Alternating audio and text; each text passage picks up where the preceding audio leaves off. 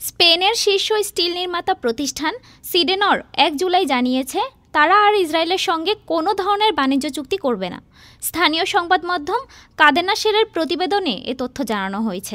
এর আগে আইরিশ প্রকাশনা দ্য ডিচ জানায় গত বছরের আগস্ট থেকে ১০ মাসে সিডেনর ইসরায়েলি অস্ত্র প্রস্তুতকারক প্রতিষ্ঠান আইএমআই সিস্টেমসের কাছে ১,২০৭ টন স্টিল বার রপ্তানি করেছিল। বাস্ক অঞ্চলের এই কোম্পানি জানিয়েছে ইসরায়েলের সঙ্গে বাণিজ্য বন্ধের ফলে আর্থিক প্রভাব খুব সামান্যই হবে, কারণ ইসরায়েল থেকে তাদের মোট বিক্রির মাত্র ০.৫% আসে।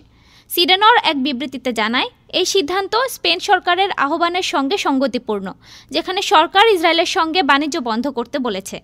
স্পেনের ভোক্তা বিষয়ক মন্ত্রী পাবলো বুস্তিনদুই সামাজিক যোগাযোগ মাধ্যম ব্লু স্কাইতে বলেন, সিডেনর সামাজিক চাপে নতি স্বীকার করেছে। তিনি স্পেনের ব্যবসায়ী সংগঠনের প্রধানের প্রতিক্রিয়ারও অপেক্ষায় রয়েছেন। স্পেন সরকার স্প্যানিশ কোম্পানিগুলোকে ইসরায়েলের দখলদারিত্ব, বর্ণবৈষম্য ও ফিলিস্তিনি জনগণের গণহত্যার সঙ্গে জড়িতদের সঙ্গে সম্পর্ক ছিন্ন করার আহ্বান জানিয়েছেন। স্পেন সরকার জানিয়েছে গাজায় হামলা শুরুর পর থেকে তারা ইসরায়েলের সঙ্গে অস্ত্র বাণিজ্য স্থগিত করেছে, যদিও কয়েকটি চুক্তি এখনও কার্যকর রয়েছে বলে জানা গেছে। উল্লেখ্য, ইউরোপের মধ্যে ইসরায়েলের সমালোচক দেশগুলোর একটি হলো স্পেন। গত বছর তারা ফিলিস্তিনকে রাষ্ট্র হিসেবে স্বীকৃতি দিয়েছে।